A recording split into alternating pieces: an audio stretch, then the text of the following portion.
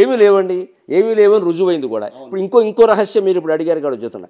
నాకు ఈ పురస్కారం టీవీలో ప్రకటించిన వెంటనే వచ్చిన రెండవ ఫోన్ చాగంటి కోటేశ్వరరావు గారి నుంచి. ఆ సహృదయాన్ని ఎంత మెచ్చుకోవాలి. రెండవ ఫోన్ సరస్వతీదేవికి సన్మానం జరిగిందంటే నేను అన్నాను, ఏమండి ఎవరు ఎంతమంది అర్జునుడిని మెచ్చుకున్నా సరే శ్రీకృష్ణుడు ఫోన్ చేసి మెచ్చుకుంటే అది వేరండి.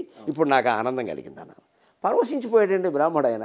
మాకు పడదనే వాళ్ళకి పడదేమో, మాకు హాయిగానే ఉంది. ఇవన్నీ వీళ్ళు ఏం లేదండి. పుష్కరాల విషయంలో నాకు నచ్చని విషయాలు నేను విమర్శించడం వల్ల ఆయనకి నేను వ్యతిరేకినంటూ ఒకటి పుట్టించారు. ఈ ముందు మనుషుల ఆలోచన ఏమిటంటే విషయాన్ని మెచ్చుకుంటే వ్యక్తిని మెచ్చుకున్నామండం, విషయాన్ని విమర్శిస్తే వ్యక్తిని విమర్శించామండం అనే ధోరణి మారాలి. ఆ విషయగతమైన విమర్శ అది మనం పెట్టుకున్నదే. అది ఏ వ్యక్తి మీద నాకు ప్రత్యేకమైన ప్రేమ లేదు, ఏ వ్యక్తి మీద ద్వేషం లేదు. నాది అద్వైతం సిద్ధాంతం, తిరుగులేదు శంకరాచార్య అంతే.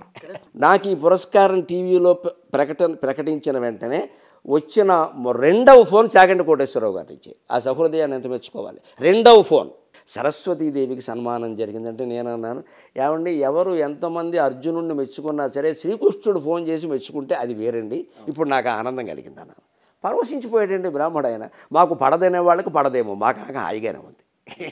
ఇవన్నీ వీళ్ళు ఏం లేదండి. పుష్కరాల విషయంలో నాకు నచ్చని విషయాలు నేను విమర్శించడం వల్ల ఆయనకి నేను వ్యతిరేకినంటూ ఒకటి పుట్టించారు. ఈ ముందు మనుషుల ఆలోచన ఏమిటంటే విషయాన్ని మెచ్చుకుంటే వ్యక్తిని మెచ్చుకున్నామండం, విషయాన్ని విమర్శిస్తే వ్యక్తిని విమర్శించామండం అనే ధోరణి మారాలి. ఆ విషయగతమైన విమర్శ అది మనం పెట్టుకున్నదే. అది ఏ వ్యక్తి మీద నాకు ప్రత్యేకమైన ప్రేమ లేదు, ఏ వ్యక్తి మీద ద్వేషం లేదు. నాది అద్వైతం సిద్ధాంతం, తిరుగులేదు శంకరాచార్య అంతే.